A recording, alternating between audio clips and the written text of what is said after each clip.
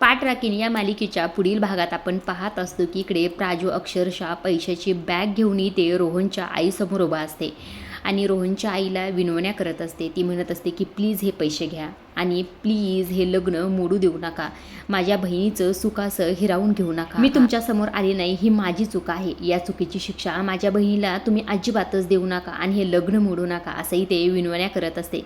इकडे हे सगळं काही चारू पाहत असते. तिला मात्र प्राजूचा फार राग येत असतो. हे सगळं काही भाग्याने सुद्धा ऐकलेलं असतं. भाग्यासमोर सगळं सत्य आलेलं असतं. प्राजू तिच्या सुखासाठी ते दुसऱ्यांपुढे हात जोडत आहे आणि हुंड्याचा प्रकारसुद्धा तिच्यासमोर आल्यानंतर तिला तर धक्काच बसलेला असतो. ती अक्षरशः रोहनकडे जाते आणि रोहनला म्हणत असते, अरे तुमच्यासारख्या माणसांना तर हुंडा नाही तर कंबरटेत लाद घालून तुम्हाला बाहेर पाठवलं पाहिजे. आता खेळा तुम्ही दोघे. हुंडा हुंडा असं म्हणून रागातच त्याच्या अंगावर अक्षरशः तिने स्वतःच्या हाताने मंडोळी काढलेली असते आणि ती रोहनच्या अंगावर फेकलेली असते. त्याच्या अंगावर फेकून अक्षरशः इथे प्राजूचा हात धरून त्या दोघी बहिणी लग्न मंडपातून बाहेर निघत असतात. प्राजूला मात्र हे सगळं काही पाहून फार भारी वाटलेलं असतं, कारण तिच्या बहिणीचं सुख नेमकं कशात आहे तिला चांगलंच माहीत असतं. मात्र घरच्यांना सगळ्यांनाच धक्का बसलेला असतो.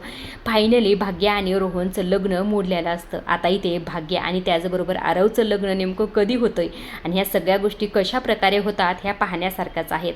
आजच्या पुरतं एवढंच. अशा डेली मालिकेचे अपडेट जर तुम्हाला जाणून घ्यायला आवडत असतील तर आपल्या चॅनलला जरूर सबस्क्राईब करा आणि तोपर्यंत पाहत राहा पाठ राखीन. धन्यवाद.